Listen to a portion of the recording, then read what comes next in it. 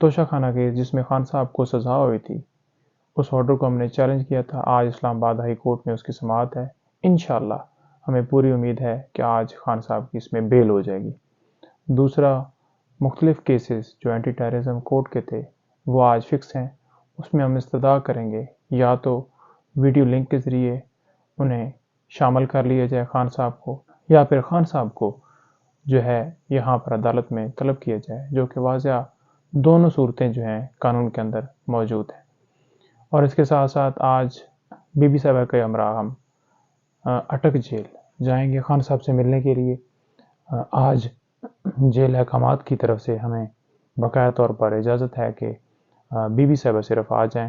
ہم کوشش کریں گے کہ وکلاء بھی ان کے ساتھ خان صاحب سے مل سکیں، جیسا کہ لاسٹ ٹائم بھی ہم نے پوری کوشش کی.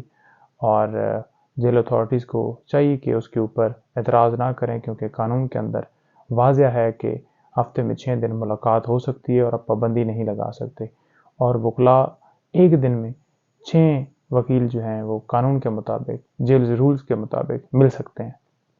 تو آج ایک تو ہم وہاں جائیں گے، اور دوسرا مختلف کیسز کا آپ کو میں نے بتایا ہے. ایک توہین الیکشن کمیشن بھی آج لگا ہوا ہے، حالانکہ قانون کے اندر کہیں پہ توہین الیکشن کمیشن کا ذکر نہیں ہے. ہمیشہ کنٹیمپٹ آف کورٹ ہوتی ہے، اور جو الیکشن کمیشن ہے وہ اتھارٹی ہے نہ کہ کورٹ ہے.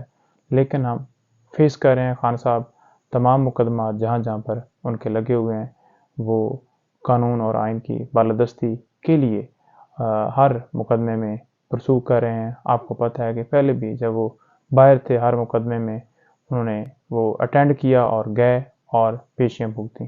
Thank you so much.